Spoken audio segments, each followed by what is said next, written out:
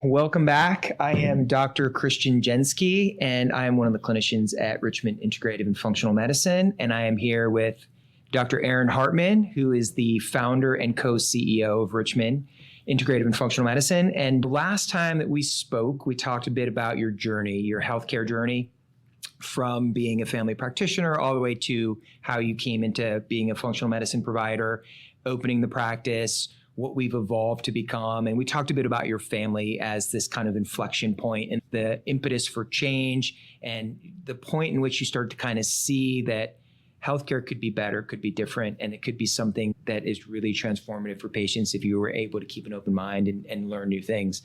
And you spoke a bit about Anna, who is your first adopted daughter, and her struggles, but let's get more specific. Let's take a little bit of a deeper dive into what specifically you all have done, your wife, Becky, and yourself, with regards to some of the medical management treatments and things that we're seeing maybe as outside of the box to kind of help her to go from someone who should never speak, read, write, walk, do anything to being as totally productive and efficient as she is now, beyond what was expected for someone with her condition. So one of the things I want to focus on, the foundations for my daughter, the foundations for our most complex patients are still the foundations. Yeah. Real food, exercise, appropriate sleep, having meaning value, stress reduction, having meaning value in a family. Those are like the foundational things. And Pillars. And that's actually where we started with Anna. It was just, how do we get real food into this kid who is not interacting with the world enough that she can actually feed herself? Yeah. And that's how bad she was. She had her swallow reflex, so you had to work on that. So it was first just trying to get food in her body. The therapy we did with her, one of the first things we did with her was this thing called suit therapy, which actually was developed by, I believe, like Polish astronauts, I think. So it was basically like these little rubber bands on a suit, and it gives you like tension, so you can get tension in space, right? And it was used with people with brain injuries and trauma, and you put these suit on, and every time you moved, it gave you tension.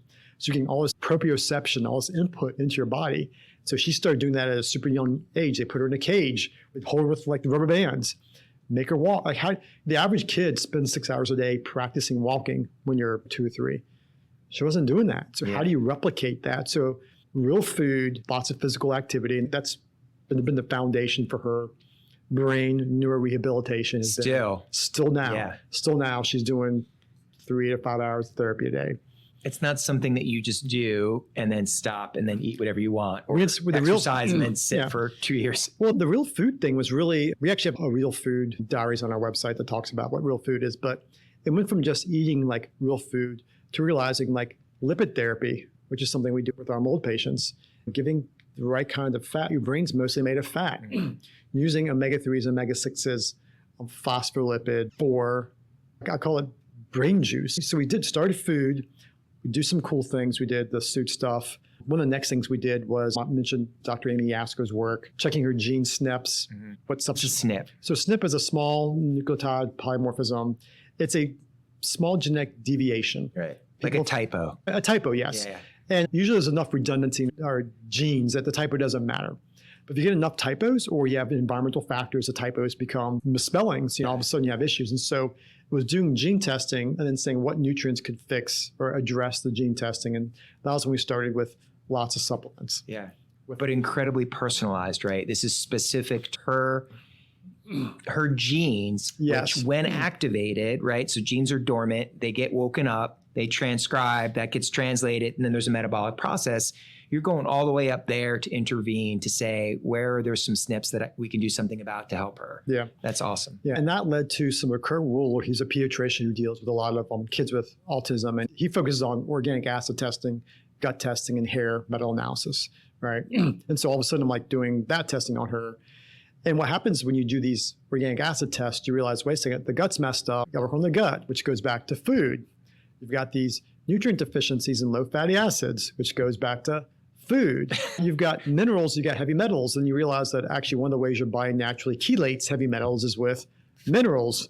And where do you get magnesium and potassium? From food, you know. So, bone broth, like if you want to get a lot of trace minerals that people with hypermobile, I think one of the reasons my daughter's CP is so severe is probably because of her hypermobility. Just made her susceptible to crystal meth and pregnancy for It's bad for brain development, if you're wondering. Yeah. So yeah, just in case you're wondering, it's bad for brain. Just in case. In case you're wondering. Anybody out there wondering? Yeah. No bueno, no bueno. So, but then it go back to food. And so I was having this parallel track of getting into deeper science. So from that led it to the IFM, which was like the usual thing we do. You do like your methylation evaluation, looking for how her genes are turning on and off. You do your more heavy metal stuff, more nutritional evaluation stuff. Led down to some infection panels, looking for, did she have a viral infection reactivation? And she actually did. She had an elevation in her chickenpox titer, as well as the CMV titer and her mono titers. So maybe she has a low-grade infection from her nutritional things. But as we kind of went down that pathway, we'd always come back, food's even more important. This pathway, oh my gosh, did you realize food's important? Even more important. And so there's this parallel evolution of crazy therapies and the foundations getting stronger. Yeah. So one of the next things we started doing, I kind of started reading about electromagnetic field therapy, which they've been doing I mentioned that before, in Europe for a while, and got a PEMF device, which you've used. I mean, you have it at home. It's huge and it's heavy, and you're kind enough to lug that thing around. Well, that was with our experimentation. So when I got that device, when we were seeing our patients with dysautonomia and POTS, I started wondering, in chronic fatigue, could this actually help their energy? And one of the things I realized was you could actually re-regulate someone's autonomic nervous system with this device, right? With the POTS, with dysautonomia, pain syndromes. And so what's the autonomic nervous system? Okay, the autonomic nervous system is your sympathetic and parasympathetic nervous system. So you've got your rest and digest and your fight or flight, kind of some of the systems that kind of come together, and the whole is called the autonomic nervous system. Okay. So autonomous, it does its own thing. It's just happening. It's your subconscious. But often imbalanced, right? So the term dysautonomia is what's often used. POTS being an extreme form. Exactly, yeah. And my daughter does. Kids with CP, actually, dysautonomia is common. They overheat easily. They can't maintain their blood pressure. Yeah. Heart rate elevations. Yeah, all that kind of stuff. And Anna does have some sensitivities. If it gets too hot, she'll overheat really easily. She won't sweat, and then she'll sweat voluminously. Yeah. And then came back to food once again. And then went down this pathway of lipid medicine with Dr. Smith. What about Patricia Kane's work? Patricia Kane, sorry, wrong. Yeah. Come back, to lipid therapy. And so then I went and did training with her and realized you can use phospholipid for repairing membrane. So then ordered a fancy genetic test from Germany on my daughter and realized she had these chemicals attached to her DNA from birth. Did it on me and realized mine looked worse than hers, probably from working in a factory when I was in college. Yeah. So I need to flush my DNA off as well as hers. Did some IV phosphatidylcholine on her. Came back and realized, wait a second, how can I do this with diet? Because part of what Dr. Kane does is like doing nuts and seeds, and realized, wait a second, I can take mayonnaise, brain mayo. Yes. Yes. And so I'll use the Body Balance Oil, which is a balanced omega-3, omega-6. It's not a seed oil like people think about. It's flaxseed, but it's not the bad seed. It's flax and safflower that have been cold expressed, not heat expressed, so they're not rancid. So they're making mayonnaise out of that. All of a sudden, my kids are getting 3 tablespoons of this on their sandwich, So it came back to foods and medicine again, right? Then came into the peptide world. And this is stuff that you're doing at home. This is stuff that they're eating, and stuff that they're eating that you made delicious. Like, it's not stuff that you're force feeding them. I mean, this is like an aioli. I mean, your brain mayo is like a fancy aioli. Well, I put a garlic in it. Right. Which basically makes it a fancy aioli. And so you go to a restaurant and pay a lot of money for aioli. You're making this at home and you're using these supplements that we would give patients to make a food product that your children eat, and unbeknownst to them, their brain's healing, right? Like, how amazing is that? Well, one of the things we ended up doing, when you realize a lot about like how important your connective tissue and your fascia is, and she has fascia issues and tone issues. Well, one of the important things you need are trace minerals. So I got my trace mineral stuff, but I realized, where in nature do humans get most of their trace minerals? Like, where do we get them from? Well, we eat animals that, cows are a great example. They take grass. Where does calcium come from in cows' bones? Where are the 98 trace minerals that cows need to be healthy that they don't get from eating grains? That's the reason a lot of cows are sick. Where do they get that from? The dirt puts it in the grass. They eat grass. And then how do you get that out of cows? Where a lot of connective tissue extracts. So that's your bone broth. That's your gelatin. So all of a sudden we always have at least half a gallon in our fridge to be used for whatever, for years. And so I'll implement that into our food as medicine. Started giving her some collagen supplements as well. Then led down another pathway. I told you about the functional neurology, and that's always led into things like, one of the things that really made a big difference with her tone issues was actually a foot neuromuscular stimulation device called a Revitive that basically she puts her feet on and it activates her calf muscles. And she started getting calf muscles. Kids with CP don't get calf muscles. she started getting calf muscles. Wow. And what happened is her tone went away. So she went from not being able to, she was always crunched over and couldn't put her feet flat, doing flat-footed and standing up. So then I was like, well, this is kind of cool. Can I reproduce this? So I got this thing called a power dot, which is another neuromuscular stimulation device used by elite athletes. So athletes make their muscles big and strong. Start putting on her thighs, putting on her back. And all of a sudden she's getting little legs on her, you know. And that led to us getting a suit. Have you heard of the Clotho gene before? Yeah. Yeah. So That's the newest, most favorite longevity gene. The way you activate it by interval training, by fasting, certain peptides can activate it. I think quercetin can activate too. Some of the bioflavonoids. Some of the bioflavonoids. Quercetin maybe. Strawberries. Yeah. Some of the bioflavonoids, the plants that actually also treat cancer stem cells, okay, also get the Clotho thing going on. So all of a sudden you can prevent cancer and do longevity. Live longer. I know, with blueberries, you know. Yeah, blueberries and strawberries. Those cyanins, right? Although, side note, EWG just put out the Dirty Dozen list today, and strawberries are at the top of it. So get your strawberries organic or grow your own. They're always kind of the top. Yeah, unfortunately. they are. Yeah, so got her this suit that actually does neuromuscular stimulation. Came across this therapist in California who does this special therapy called Tasis Therapy, which is task-specific neuromuscular stimulation. And what that is that looks at the kid with CP as a therapist and says, this muscle's weak, that muscle's weak. Then takes a NMS device and puts pads there. Let's have you walk. You try to walk, and then basically activates those muscles. So it does external neural stimulation of the weak pathways. Wow. So now you're doing this at home. As you're doing that, you're like, listen, she needs more protein for her muscles. We come back, well, how much protein she get? She's hypermobile. Wow, she needs more protein than she's getting. So food becomes a bigger issue as well. Right. Always goes back to food. And with the lipid medicine, we realized as well she needed more organ meat. People forget that before 1950, 30% of all the meat consumption in America was organ meat. And now it's like no one eats it anymore. And that's the richest source of minerals. Lipids, phospholipids, and minerals is actually, and B vitamins, all that stuff is actually organ meat. So start figuring out how we can implement that. And I make a sausage with hamburger and liver meat and make the spice, and the kids put an egg, like one of our pastured eggs, and all of a sudden they're getting eggs and yolk, and organ meat, and spices. And they eat it all up. It's yummy. And they're like, they have no idea that this is healthy, you know. They know it's healthy, but at this stage in life, they don't know that it's medicine, basically. They don't know it's medicine, So they know it's healthy, but they don't know to incredible extent that it's healthy. Yeah. So other thing, we've done so many things. So during this process as well, the functional neurology, we already mentioned going down to the clinic in Atlanta, I learned about oral stimulation. It's really interesting how one of the things that happens with a brain injury is you get dysregulated neural pathways. It's kind of like trauma. People get trauma, they get limbic activation, they get dysautonomia, they get vagal dysfunction. Your pathways get shaken up, and when they try to fix it, get dysregulated. So what happens with a brain injury is the exact same thing happens. And so one of the things that they figured out is if you do oral stimulation, you activate cranial nerve 7, cranial nerve 9. The nuclei for those are actually in your brainstem, where a lot of your regulatory pathways for pain, the cerebrospinal tract, where they sit. So what if someone has a brain injury, trauma, concussion, multiple sclerosis, if you have them walk when they can't walk and you're activating their tongue, you're basically trying to regulate the dysregulated relay systems in their brainstem that regulate down the spinal cord. Wow. And so all of a sudden now they actually walk a little better. And you start retraining the brain through external neural stimulation. And this device is called PONS. It's been studied for years, using it in Russia for kids with CP. They're using it for brain trauma in Canada. As of now, I think it's only FDA approved in the United States for balance issues for multiple sclerosis, another brain dysregulatory issue because you lose insulation, right? So we're using it with my daughter. And then again, research and found this lady in California who actually had her own spinal cord injury. And one of the things she did was using this thing called Galileo, which is an alternating foot pad, right? I'm like, well, this is weird, right? You've heard about these vibrating foot pads. That's a bunch of hooey, right? So dive into it. There's actually a hospital in Cologne, Germany. It's called the Princess Sophia Hospital. And Princess Sophia of Jordan bought enough of these Galileo devices for the hospital that all the kids with a brain injury can take one home with them.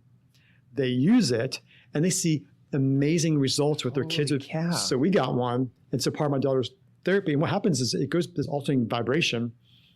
And we usually said it, so it's cool. So what happens with the spinal cord injury, if you move it at about 24 hertz, what happens is you activate the spinal reflex arc. You don't do that at 16 hertz, you don't do it at 18 hertz. What that means is you can have a person with a spinal cord injury that's contracted up.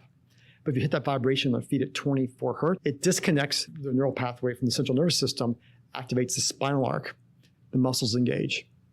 So if you've got dysregulation from your pathways, that frequency can actually bypass that, allow the person to engage their muscles, and then try to stand. I know the connection is not there. We're activating this connection, and over time you can rewire the path. You can relay the tracks. So and she's been doing that for 7 or 8 years. Holy cow. And then you're like, okay. Then you go back to her gut's still a mess. She's still got yeast overgrowth. Like, what's going on? Then you adjust her supplements. Then we start adding in fermented foods. Because one of the things with Dr. Kane, with all that the gut, you realize how important butyrate is for your brain health. Yeah. Then we kind of start fermenting all of our stuff at home. So we have fermented kefir. We do kombucha at home now. And so again, sauerkraut. Yeah, you used to see me bring the sauerkraut. And then, you make your own yogurt. Yeah. I stopped the yogurt because it's a little difficult. I stopped that. I'm just making sourdough bread. I mean, you kind of. I still do sourdough bread. Yeah. So all the gluten people out there I know will get a little excited about the sourdough bread thing. Now, actually, there's a sourdough bread in one of the blue zones in Sardinia, I think. Yeah. They make a sourdough bread that, when it was tested, had less gluten in it than gluten-free bread in the United States, and it was made with traditional wheat. And it was because of the starter culture that they used, they passed down for generations, and how their fermenting process goes. Okay. That bread should be full of gluten and is not. That's pretty amazing. So the real food is medicine pathway. You're sucking me down again, Dr. Jensky. Yeah. So one of the things that happened in the 1880s was we started using brewer's yeast, Saccharomyces cerevisiae. Okay. How did we ferment wine 4,000 years ago? How do we ferment beer 4,000? How do we ferment apple cider? How do we ferment bread? Unfermented bread, they call it no yeast, unleavened bread. Yeah. What's the leavening? It's bacteria and yeast from the air that you capture on the skin of a grape, on the skin of an apple, that then gets mixed with it, and you can create a culture. So this is a polyculture of multiple hundreds of strains of bacteria, hundreds of strains of yeast that then culture it, and they make a vast variety of different short-chain fatty acids, of micronutrients. They leave their own DNA and mRNA, which we now know the mRNA from the environment actually trains our immune system. And that is in that fermented thing. And then they create acetic acid, propionic acid, acetic acid. What does acid do? It breaks down protein. Right. So all of a sudden, the bread is self-digesting. Right. And so my question is part of our issue with bread in our culture, not just the glyphosate and Roundup, not just the Tritus triticum, which is that monoculture, about that super highly hydrated wheat, was it actually started, was the ancient Cape Canaveral that became a model of the moon with bread when we no longer used a natural culture and went to a monoculture of just one yeast and left everything else out. So all of a sudden we make homemade sourdough bread at home as well. And we ferment it for 24 hours. I mean, do you not have patients that don't have celiac, but are avoiding gluten or dairy for whatever reason suggested by you? And then they say, hey, I'm going to go to Italy. I'm going to go to France. I have this honeymoon, this trip. And I'm sorry, Dr. Jensky, I'm going to eat bread when I'm there. I'm going to eat. And I'm like, look, they do fine. You know what the risk is. I'm fine. This is your backup plan. Report back. You'll have access to the internet.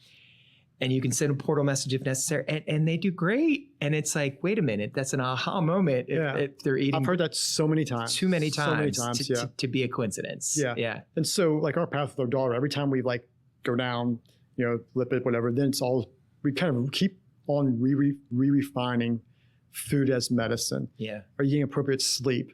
Making sure our environment's clean, removing chemicals and toxins from our house. Yeah.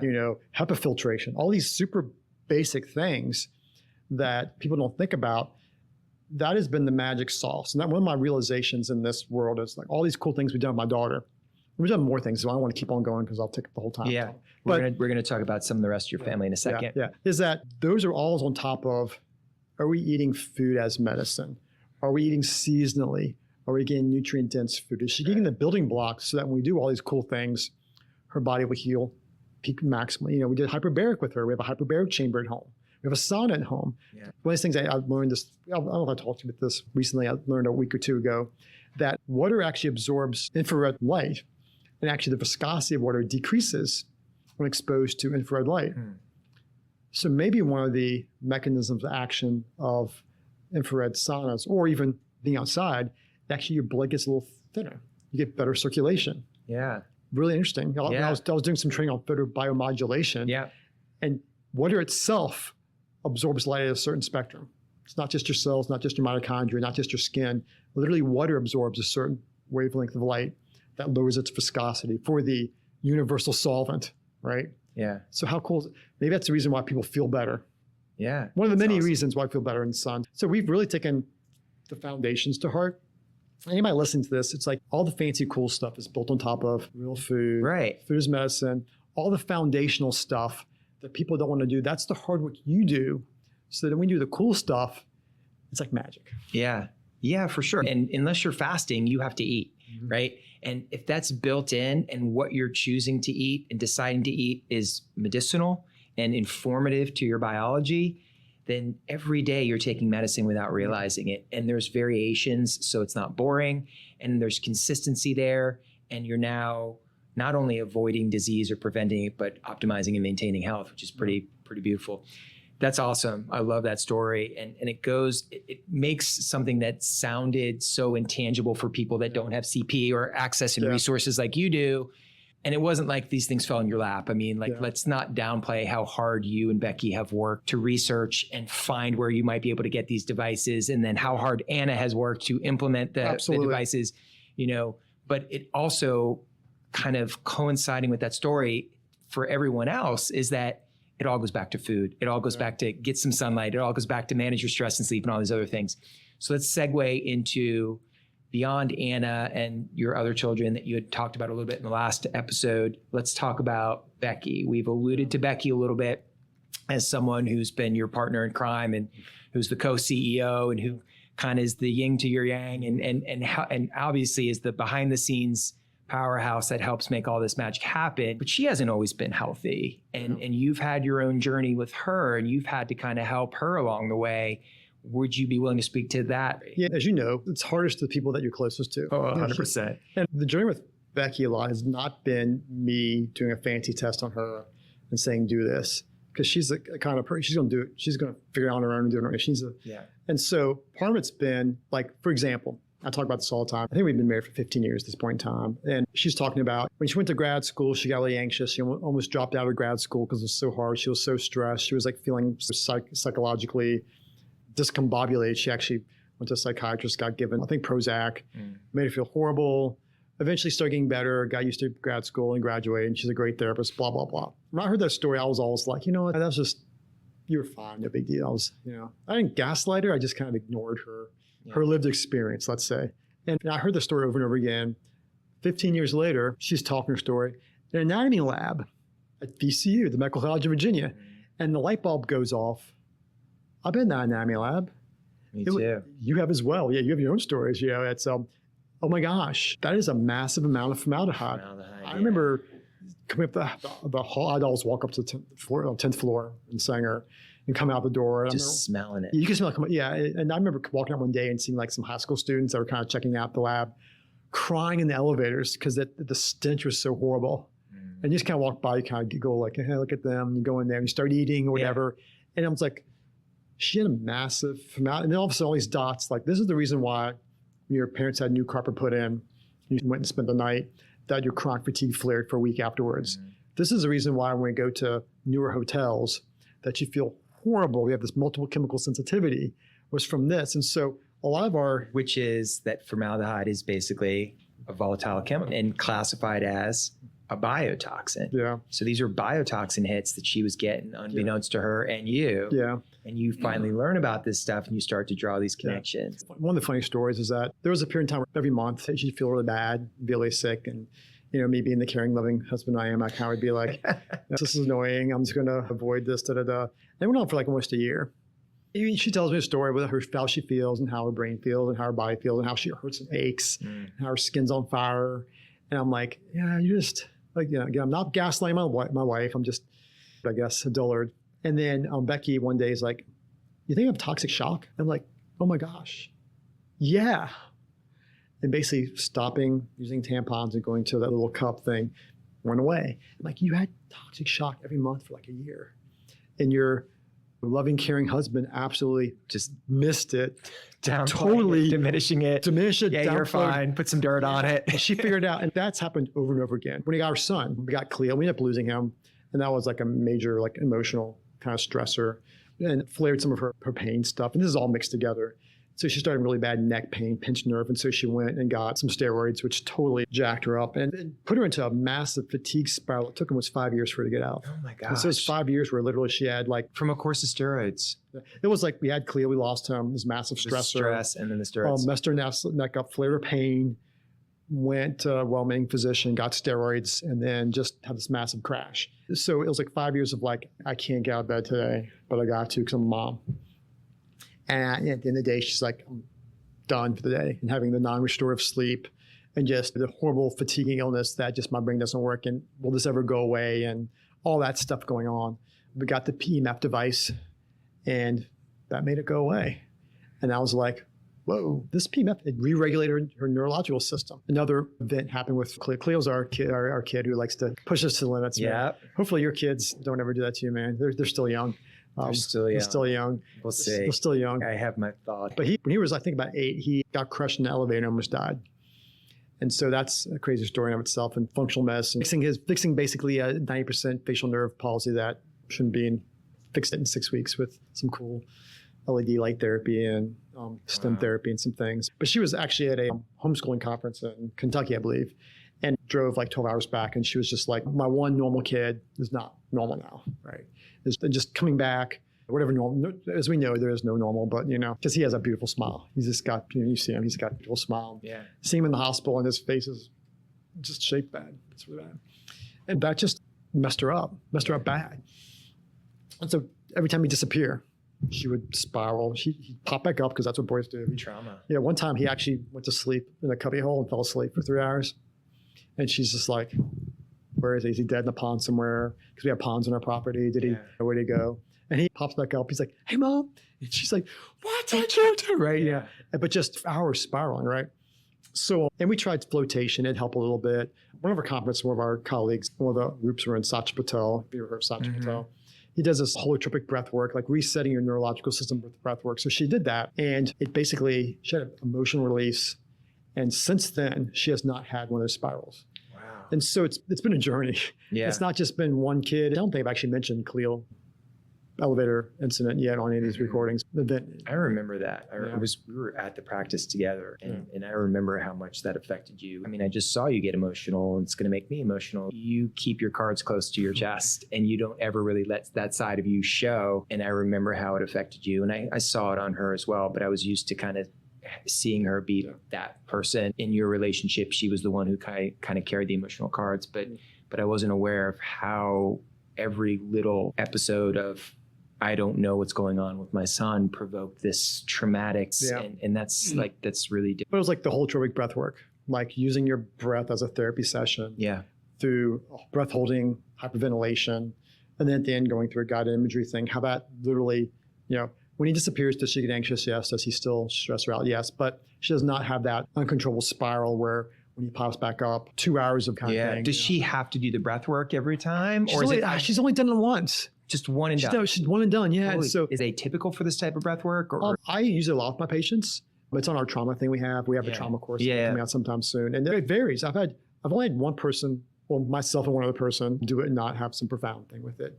One of my patients who is actually a therapist and has a lot of personal trauma, she actually, every time she does it, she some memory in the past she didn't realize she had comes to. So the cool thing about it, it's using, you start it with unequal body movements. The idea is you want to do left-right stuff that's not coordinated to basically kind of disengage some of the automatic wiring in your brain.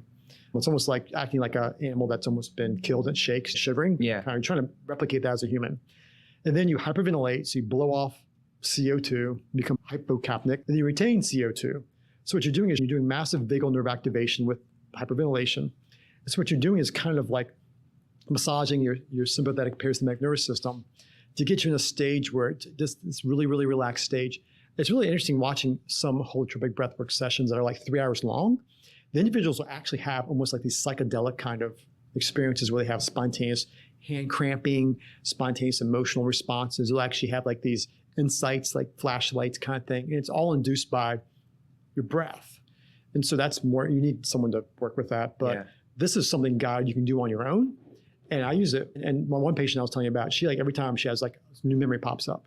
So it's interesting, some of the science behind this. If you've heard of Wim Hof, he's got his own version of this. Yeah. but it's not a version like meant for trauma work or self stuff. It's more for like, peak maximal performance kind of thing. But in our world, it's like we need some for trauma stuff. So I mean, a large portion of our patients are hardwired into a sympathetic response, fight, flight, freeze. And these memories that you're referring to, for those of you listening, these aren't memories that this person can just recall whenever they feel like it. These are repressed memories. Yes, and these are memories that are being reactivated and coming to the surface. And it's like, for some people, that's this cathartic moment of, this is what's been pushed so deep down, can kind of help to explain why I feel the way I feel. And as it comes to the surface and you get resolution with it, you can heal and you can kind of get that autonomic stability back instead of the dysautonomia that goes along with it. It's incredibly powerful.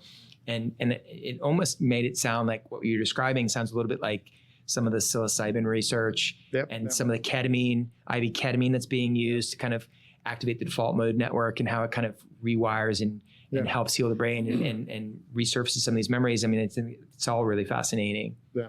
So she did that as well. So my wife, we've done a lot of these things. And so it's like, just my daughter Anna, it's not just Khalil, it's not just Abigail, it's not just my wife, it's all of us. What about you? You got your own stuff, right? You've had some... you know what? I was bullied as a kid. Yeah. And so I think my wife said I have my own trial. It's hard to pay attention to your own problems when you're so busy helping so many others. I think my thing is I was a kid in middle school, in elementary school that no one liked. So I was just kind of like, there's always one kid in elementary school no one likes, and that was me. So they called me names, and there's this group called the Devastators. They make me do push-ups in the bathroom. And I remember one time I was going to fake them out. I'm not going to go to the bathroom. I'm going to go to the classroom. They came in the classroom, made me do push-ups. Oh my gosh. But like just the way I was, but it's kind of weird because like my response to that as a kid in fourth grade, a kid in fifth grade, taking second grade, this is elementary school. God's on my side, he's not on your side. I'm going to be a doctor when I grow up. We'll see where you're at in 10 years. We'll see where I'm at in 10 years. And I just kind of like, my default, because of my upbringing, was be kind of future thinking. The thing that's interesting about that, it almost like rewired my thinking. And then you see how this plays out in the business and how I do things. I'm always now forward thinking.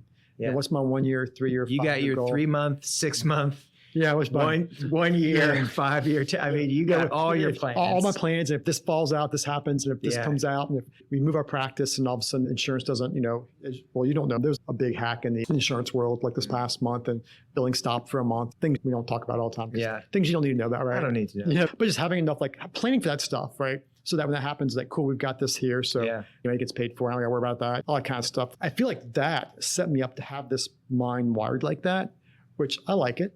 It works for me, but it makes it hard for me to be in the moment. So I don't relax very well. It's hard for me to make connections with people. It's hard for me. I don't have a lot of friends. I'd love to have friends. I'd love to have lots of friends. But it's hard for me to, in the moment, like, let's just chill and hang out. Because my mind is, no, I got the 10-year plan. And so is that trauma? Is it just me being me? I don't know. I feel like that's a connection I've kind of made through my journey. Yeah, but do you see it as pathologic to the point where you want to do something about it? Or do you see it as, you know what, this is kind of maybe a secret superpower that helps me to be successful in these realms that I exist in? And although it might interfere with some of my interpersonal relationships, I'm okay with its trade-off. That's where I'm at. As we get older, I mean, having a lot of friends is overrated, by the way. As we get older, I'll tell you, I used to be a social dynamo. I don't know how else to say it. I am a hermit now. I'm a total introvert. Gotcha. Your social emotional needs change as you get older. And for me, it's my wife and my kids. It's being at home. It's having no plans is really my favorite plan. Well, I know with you, your thing is like, if anything interrupts with my family time? It's a problem. So how has all this, Anna and Abby and Khalil and Becky and your own personal journey, how's that shaped you as a clinician and keeping in mind like kind of the heart-hand connection? Like how is that kind of translated? Well, you have these realizations. And so one of the realizations was actually when I was working on a seminary degree, like all this also did a seminary degree when I was in the military and finished that in 2010, 2011. One of the things I realized, like this idea of being fully you, holistically you, this idea that knowledge is not just in your brain, it's not just in your heart, it's not just emotional, like this holistic head, heart, hands. So the true knowledge, a true understanding is not just, I read some textbooks and read some articles, which there are lots of people out there, they're super smart. It's not just the practical knowledge of like, I can do cool things with my hands. I'm a surgeon. I can fix anything around the house. I've been working on cars since I was a kid. But it's at that heart aspect, like with my daughter, like having that young kid who I know you're a vulnerable stage now, you're 2, you're 3, you're 4. And and you have this propensity to heal. I don't have that much time. I need to get up at 4 o'clock in the morning and be looking at articles and research and stuff. I need to be reading 2 to 3 hours a day. I need to uncovering everything. Like the idea of that with my daughter, with engaging my holistic being, it's like my wife says, it kind of gave me a heart. I learned to love. One of the things my daughter gave me, she's the only person in my life that I don't do things I've ever done anything for and not ever expected anything in return. I mean, you love your wife. Your wife's great. She's attractive, but you expect something back, Friends, you expect, your boss, your colleague, you expect me to respect you. You expect certain things. This expectations. She's the only person in my life that I've given without reservation, with abandon, and I actually expect nothing in return. It's called unconditional love. It's unconditional love. And like that has given me a heart. Yeah. It's given me emotions. Sometimes I get a little misty, I try to keep it in there. But you had a heart, it just made it bigger. It just made it work better. I was Tin Man. I was Tin Man. Or Grinch, right? It grew 3 sizes. I wasn't Grinch. I wasn't a nasty guy. I was more Tin Man. Tin Man was a nice guy beforehand. He was a good character until he got a Tin Man. My wife jokes that I'm a robot from the future. Yeah. Very like, we will do this. We'll stop these kids. But it's like you have to be for your example, you're an empath, and it made you in the ER really good at stuff, but at a cost. Yeah. Right. You come back from 3 days in the ER and you would take 4 days to recover because you're like using your spidey sense. You talk about figuring things out that other ER doctors, other hospitals have missed. And you're like, how do you do this, right? I'm the opposite where I don't have that spidey sense, but I've trained my brain to realize things, and I'm very compartmentalized, so I can go from thing to thing to thing and not have that emotional kind of thing hang with me. It would force me to put up walls that I didn't want. It would force me to become less empathetic and less feeling. I mean, you talk about burnout in the ER. There's something called empathy fatigue, which I think is another way of saying burnout. But for me, that's worse. Burnout could be you're just tired. Burnout could be you're mentally exhausted, physically exhausted. But empathy fatigue, when you stop feeling, when you stop giving a bleep about patients, that's not okay. And when it gets to the point that in order to do your job well, acute life-threatening injury or illness, you can't have emotionality. If you become that person, that affects and infects every aspect of your life. And then you start to have problems with your relationships and et cetera. So I went from having no real issues with my relationship and being this kind of freewheeling ER doc to this emotional coldness, which made me a better clinician, but made me a worse friend, partner, son, brother, et cetera. And I had to relearn that and find that happy medium and kind of tap back in. And much like your story with Anna, like my children, I say this all the time, quite literally, my children saved my life. So did my wife. Marrying Jody and having Eden and Gabriel literally saved my life, transformed my health, transformed who I am as a person, and got me back to who I am at my core, which I knew I always was, but went back from the head and the hands to the heart, like you said. And that's powerful. And I think it's really powerful when you tell your story. How has that translated into patient care? Like, how does that affect your patients? Well, I think the biggest thing is I was actually talking with someone, and she was like, as an interview, and they're talking about, what's your secret thing that I thought about. And it was like, what? My thing is like, I just don't give up. Like, I'm not going to give up on a patient, as long as they keep on coming to see me. Right. And even though I might have no idea what I'm doing, like, we'll figure something out. My first metastatic cancer patient, I came in like, hey, I want to do something different. I'm like, oh, let's figure this out together. My first mold patient that I'm like, I don't even know if this is a thing, you just kind of have to run these pathways. And so I think the thing that for patients that's gotten to me is like, I have this emotional thing. Like, I want people to get better. I want to see, I don't use this word like, I want to see miracles. I want to see people come in that have no hope and have been to different places. I want to see crazy things happen with their physiology. I want to see their lives transformed. I want to see, and I'm not going to give up. And it's really cool. It's not in your DNA. There's no quit. It's for as long as I've known you, I don't think that word is something that computes in your computer brain. Quit. Yeah. They do not quit. Robot from the future where they like on the board, deleted that code. The snip for quitting has been mutated. Yeah. So. But I think that's where it affects my clinical. I got this intellectual curiosity that's just been augmented. Mm-hmm. So now I don't like stop learning. Yep. It's really funny. I remember in college, I used to make fun of people who bought, I didn't buy any textbooks in college. And I underline people, you get the books and they highlight stuff. Yeah. I remember making fun of those people like, I would just show up to class and take notes and just get it was about 80 pages of notes is how much because I calculated out like that per class was about what it was in undergrad. And I remember just being like, whoever buy a textbook, right? I remember saying, I'll never start a research company. I hate research. I'm never going to do research. I remember saying to a friend of mine in college, I was never going to adopt a kid. I said that. Huh. I said that in my past. Wow. I've said a lot of dumb things. Yeah.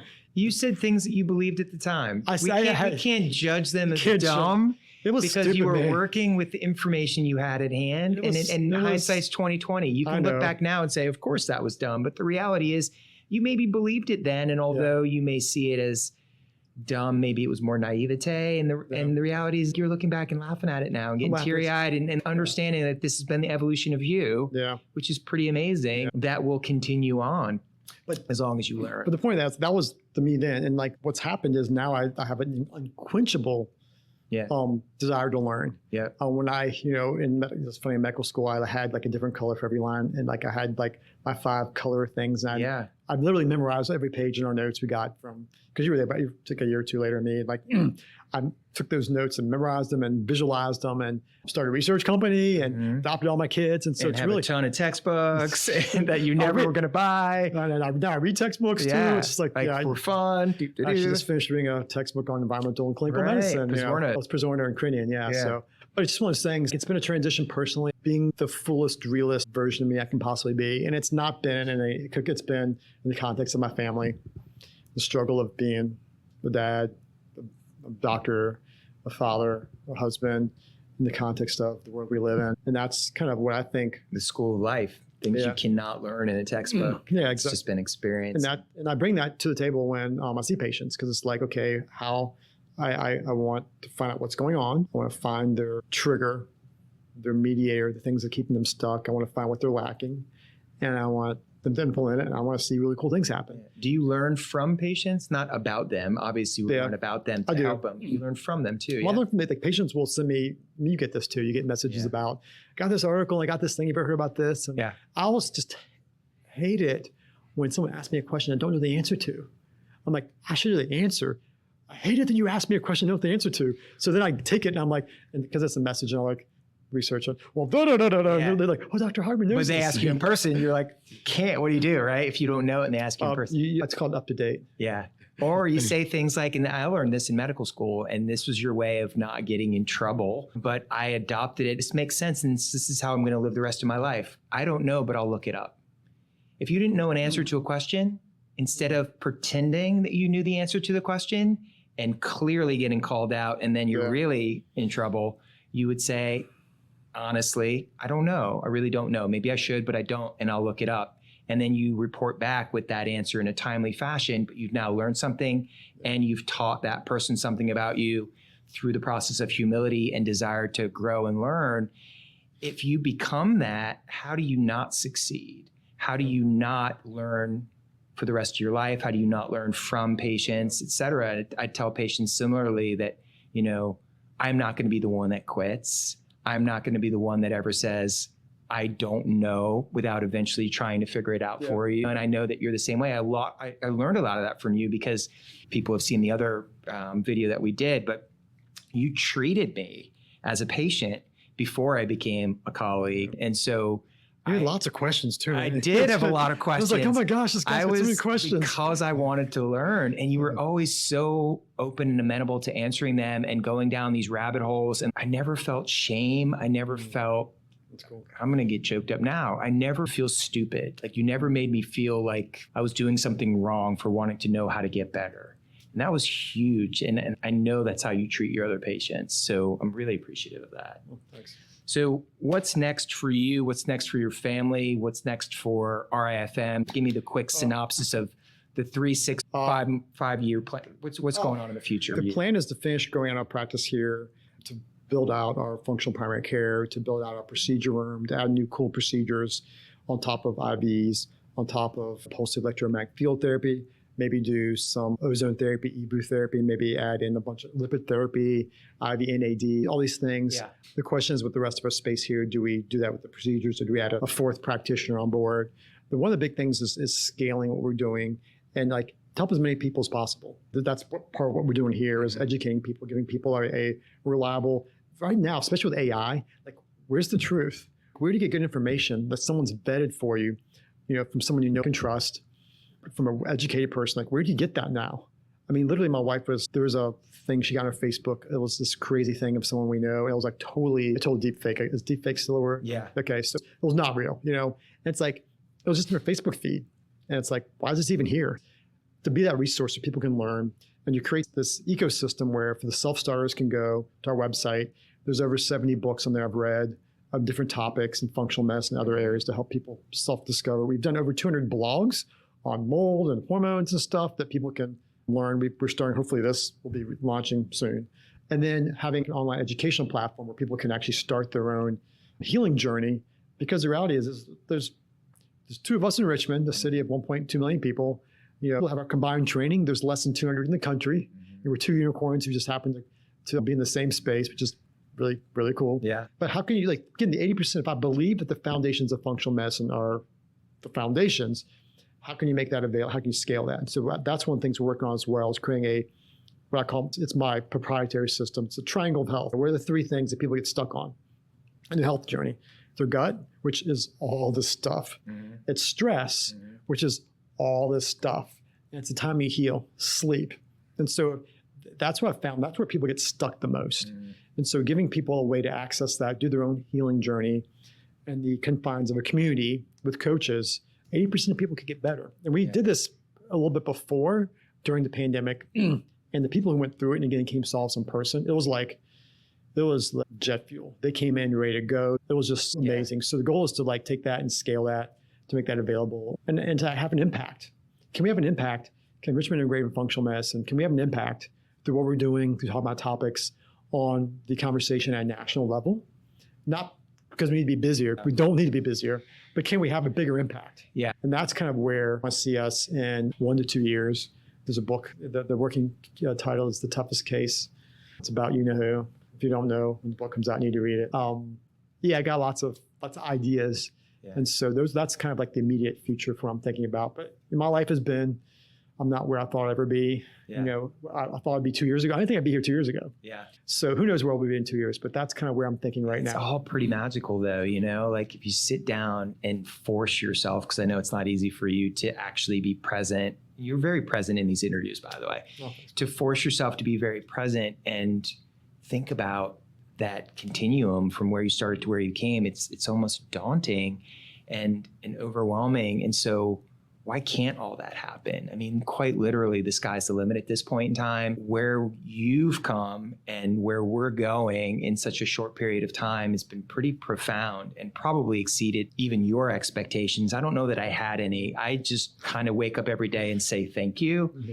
Because I went out of the ER. Because I get to do this. It's my 2-year anniversary out of the ER as of this month, which has been kind of glorious. Yeah. And that's because of you. That's because of our IFM. It's the ability to, and not that I hate emergency medicine. Yeah. I mean, don't get me wrong. It served a purpose and it was pretty great for a period of time until it wasn't. And I still will always be an ER doc at heart, and I applaud those that do it. But the reality is this is what I'm supposed to be doing. This is what you're supposed to be doing. That's why we're here. So it's impactful. And the more change that we can affect, the more people that we can touch, the more of the paradigm that we can shift and hopefully go from our little microcosm to a macrocosm, to making the system move in a direction. If we have any part in that, then that's a life well lived and we've done a good job. And I think that's really important. And I know as someone who's very spiritual and religious minded and has, I think you want to go back to school to get your theology PhD or something. Or